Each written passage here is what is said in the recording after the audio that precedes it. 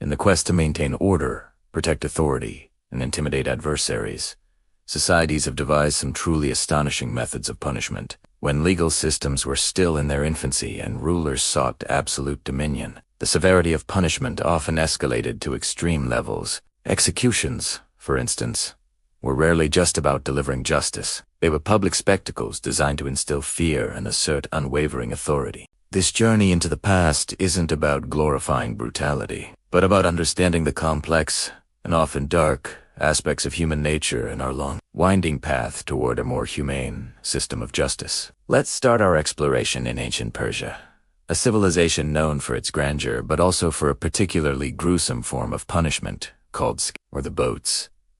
Imagine being trapped between two hollowed-out logs or boats, with only your head, hands, and feet exposed. You're force-fed a mixture of milk and honey, a diet that induces severe diarrhea.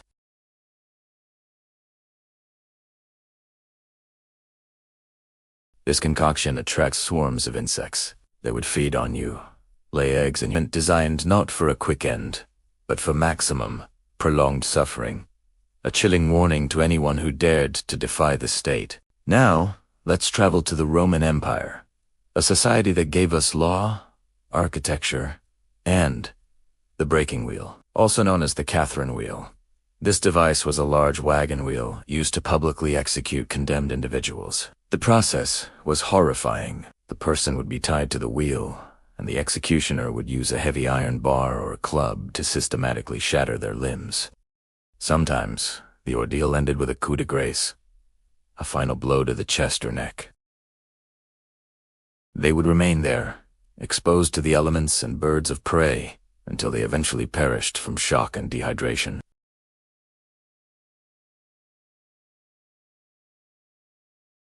The spikes were positioned so that when the doors closed, they would pierce the victim's body in numerous places. But crucially, they were designed to avoid major organs. This meant the person inside wouldn't die quickly. Instead, they would bleed slowly, remaining conscious in excruciating pain for hours, or even days, trapped in darkness and agony. The psychological terror of such a device is almost as horrifying as the physical torment it promised. Another method from this era, one that was very real, was drawing and quartering. It was tied to a wooden frame and dragged, or drawn, by a horse to the place of execution. Then, they were hanged until they were almost dead, but cut down while still conscious. What followed was the most brutal part. They were disemboweled, their organs often burned before their own eyes.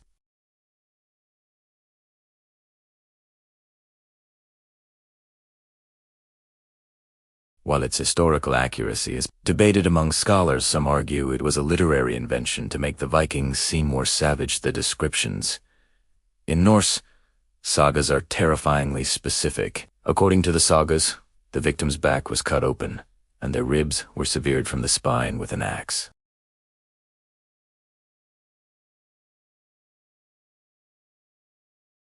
It was real or a myth. The story itself served as a powerful tool of psychological warfare, painting a picture of Viking ruthlessness.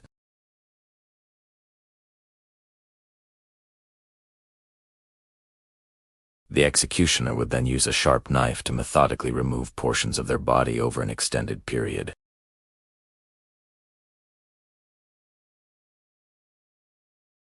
Sometimes, opium was administered to prevent the victim from fainting. Why did these societies resort to such extreme measures? The answer lies in a combination of factors. The more terrifying the punishment, the less likely people were thought to be to commit the crime. It was also a raw display of power. A ruler who could inflict such suffering was seen as strong and unchallengeable. Drawing and quartering, for example, symbolically dismantled the traitor's body, just as they had tried to dismantle the state. Linky destroyed the body to punish the spirit. These punishments also reflect the beliefs and values of their time. In a world where life was often short and harsh, the concept of pain and death was different from our modern sensibilities. Public executions were a form of social theater, a community event that reinforced social norms and the power structure.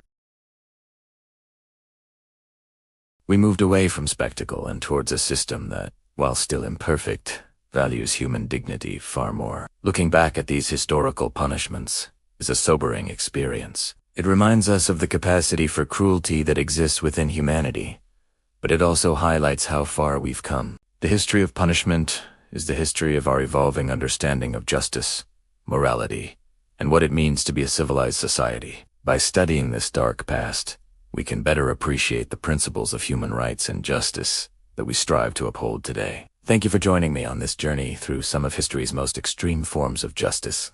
Have you ever wondered why? For centuries, executions were public spectacles.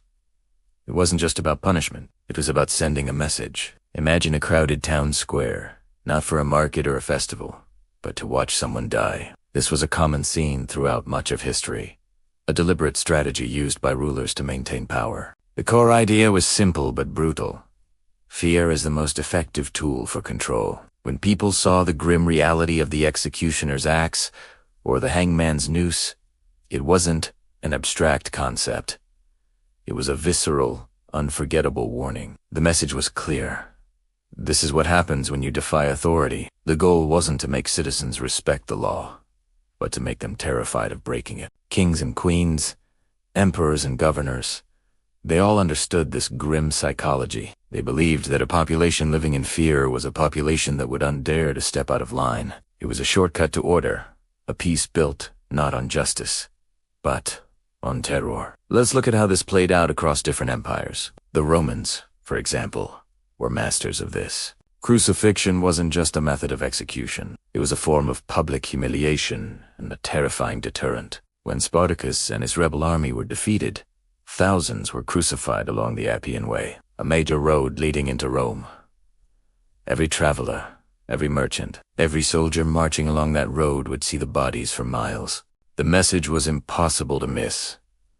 Rebellion leads to an agonizing, public death. This wasn't just about punishing the rebels who had died. It was about terrifying anyone who might even dream of following in their footsteps. This tactic wasn't unique to the Romans. In medieval Europe, the gallows were often erected at crossroads or just outside the city gates, ensuring the maximum number of people would see the consequences of crime. Bodies might be left hanging for days, even weeks, decomposing in public view. These constant, grim reminders served the same purpose: to keep the populace in a state of low-level fear. It was a form of psychological warfare waged by the state against its own people.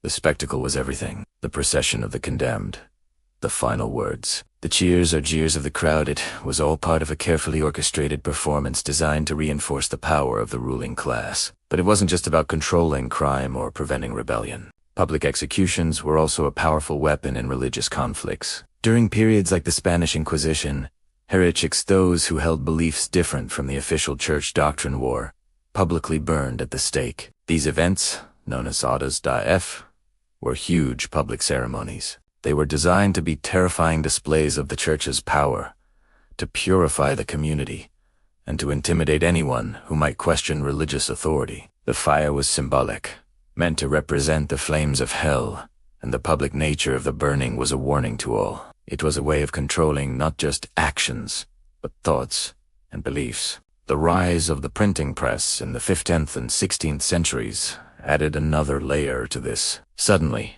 news of executions, complete with lurid details and woodcut illustrations, could be printed on cheap pamphlets and spread far and wide. This amplified the fear factor exponentially. Now, you didn't even have to be in the crowd to witness the terror. You could read about it in vivid detail. Executioners themselves sometimes became grim celebrities, their names known and feared throughout the land. This media sensationalism turned state-sanctioned violence into a form of mass entertainment, further normalizing brutality as a tool of governance. So, why did this practice eventually fade away? The shift began during the Age of Enlightenment in the 18th century. Thinkers like Cesare Beccaria started to question the effectiveness and morality of such brutal punishments. They argued that the certainty of punishment, not its severity, was the true deterrent. They also championed the idea of human dignity, even for criminals. The state, they argued, should not stoop to the level of a killer to prove that killing is wrong. This new way of thinking slowly began to change public opinion and legal systems. Executions began to move behind prison walls, hidden from public view. The purpose shifted from public terror to a more private, administrative act of justice, however flawed. This change marks a fundamental shift in how societies view power, justice, and the role of the state. The end of public executions tells a story about our evolving understanding of humanity and the limits of fear as a tool of control. It reminds us that, while fear can enforce obedience for a time, a truly stable and just society must be built on something more enduring. Respect, consent, and the... Have you ever wondered what life was like before modern medicine, before we understood things like germs, viruses, or even basic human rights? It's a pretty dark picture. Imagine a world where pain wasn't just a physical sensation, but was seen as proof of your guilt. If you were sick, injured, or suffering in any way, people didn't feel sympathy for you. Instead, they believed you must have done something terrible to deserve it. It was considered divine punishment, a sign that you were a bad person. This way of thinking dominated for centuries. If your crops failed, you were cursed. If a plague swept through your village, it was because of the sinners living there. There was no concept of medical science to explain what was really happening. People relied on superstition, folklore, and religious dogma to make sense of a world that was often cruel and unpredictable. Without science, there was no logical framework to understand illness or misfortune. It was all about morality and divine judgment. Think about the justice system back then. If you were accused of a crime, your trial might involve something called a trial by ordeal. You might be forced to hold a red-hot iron bar and walk a few steps. If your hand healed cleanly, you were innocent. If it got infected and festered, you were guilty. The logic was that God would protect an innocent person from harm. Of course, we now know this is all about hygiene and luck. But back then, the physical pain and subsequent infection were seen as a divine verdict. Your suffering was literally the evidence used against you. This belief system had devastating consequences. It meant that those who were most in need of help, the sick, the poor, the unfortunate, were often the most ostracized. They were blamed for their own suffering. Instead of receiving care and compassion, they were often shunned, punished, or even executed. Life was incredibly cheap. Your social status and physical strength were everything. If you were powerful and healthy, you were seen as blessed. If you were weak and suffering, you were seen as cursed. This wasn't just about individuals, either. Entire communities could be blamed for collective misfortunes. A drought, a flood, a famine, these were all interpreted as signs of widespread sin. This often led to mass hysteria and scapegoating, where groups of people, often the most vulnerable, were targeted and blamed for whatever was going wrong. The idea of universal human rights, the belief that every person deserves dignity and respect regardless of their circumstances, simply did not exist. Power was the only real law. So, how did we get from there to here? The shift was slow, and it wasn't a straight line. It took the rise of scientific inquiry, the Enlightenment, and brave thinkers who dared to question the established order. People like Vesalius, who dissected human bodies to understand anatomy, or Louis Pasteur, who proved that tiny invisible germs caused disease. These weren't just scientific discoveries. They were radical acts that challenged the very foundation of how people viewed the world. By providing natural explanations for suffering, science began to dismantle the old belief that pain was a moral failing. It showed that sickness could happen to anyone, good or bad. This slowly paved the way for the development of modern medicine and, just as importantly, a more compassionate worldview. We started building hospitals, not just for the rich, but for everyone. We started understanding that pain is a biological signal, not a divine sentence. We began to create societies where the goal is to alleviate suffering, not to judge it. When we look back at this dark history, it's a powerful reminder of how far we've come. The next time you take a painkiller for a headache, or see a doctor for an illness, remember that this simple act of seeking relief was once unthinkable. We live in a world that, for all its flaws, is built on the revolutionary idea that suffering is something to be healed, not condemned. It's a testament to the power of reason, empathy, and the relentless human drive to build a better, kinder world. Throughout history, power has been a dangerous game. For rulers, maintaining that power was everything. But how do you ensure the loyalty of your subjects and strike fear into the hearts of your enemies? For many kings and queens, the answer was simple: public, brutal, and unforgettable punishments. These weren't just about justice. They were about sending a message. Let's travel back to ancient Rome. The crime of parricide, killing one's own father, was considered so heinous, it demanded a truly horrific end. The condemned was first brutally whipped, then sewn into a leather sack with a dog, a rooster, a viper, and a monkey. This sack was then thrown into the sea, or a river. The symbolism was as important as the act itself. Each animal represented a different aspect of the crime's depravity, and the watery grave ensured the perpetrator's memory was erased, their body never to be properly buried. It was a clear warning from the state.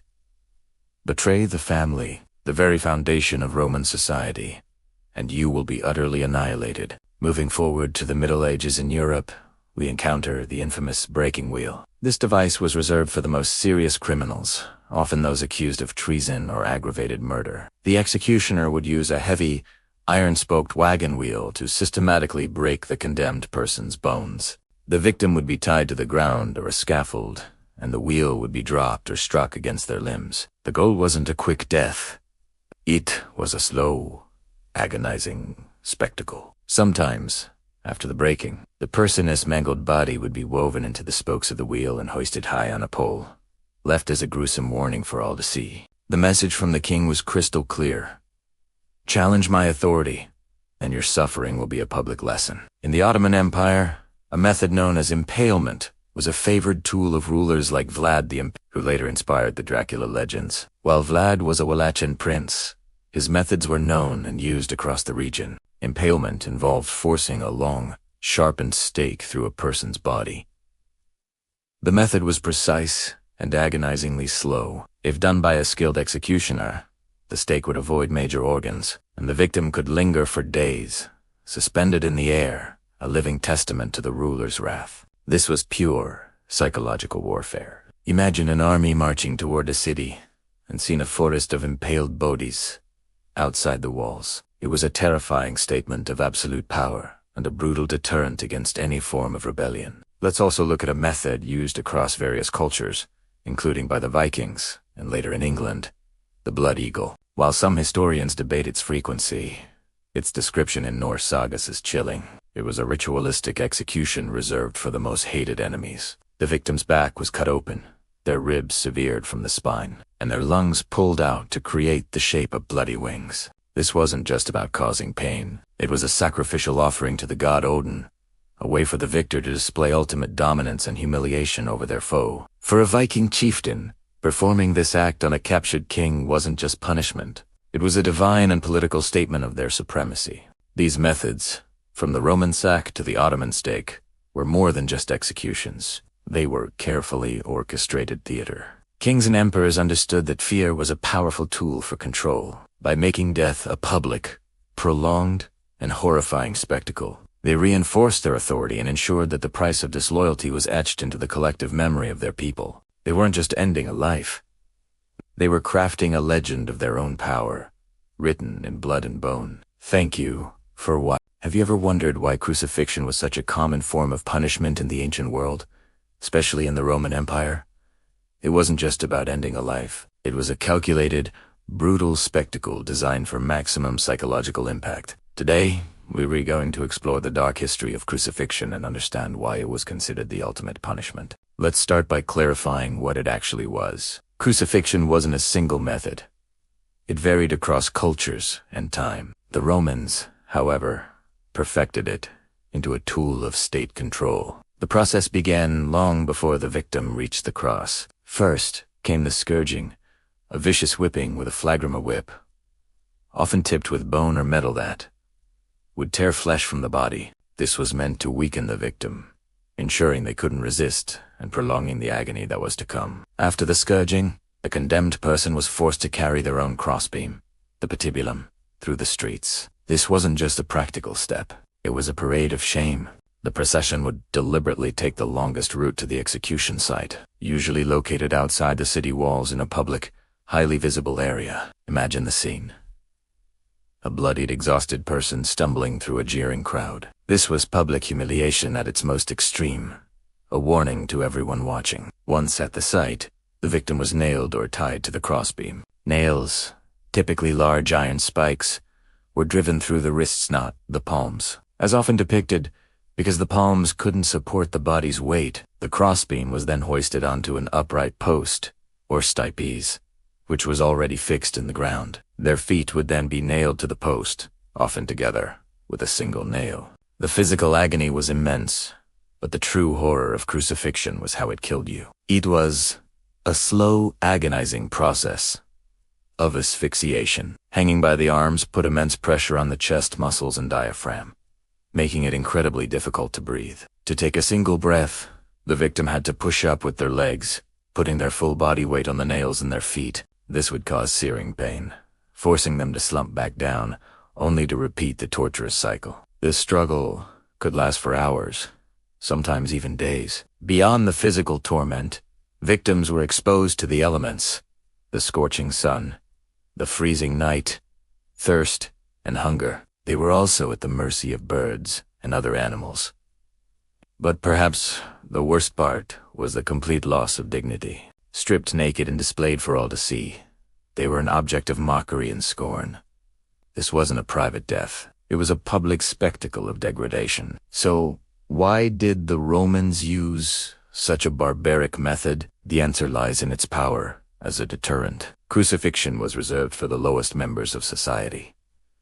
Slaves, pirates, and rebels, non-Roman citizens who dared to challenge Roman authority. By making an example of them in the most horrifying way imaginable, the Romans sent a clear message.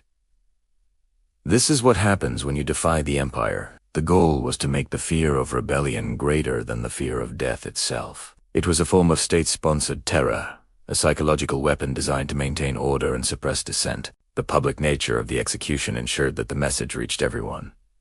It wasn't just about punishing the individual, it was about terrorizing the population into submission. The practice of crucifixion eventually faded with the rise of Christianity, as the cross transformed from a symbol of shame into a symbol of faith. But its legacy as one of history's most brutal forms of punishment remains a powerful reminder of the lengths to which empires would go to maintain control. Thank you for joining me on this deep dive into a dark chapter of history. If you found this video insightful, please give it a thumbs up and subscribe for more content like this. Let me know in the comments what historical topic you'd like to see next. Until then, stay curious.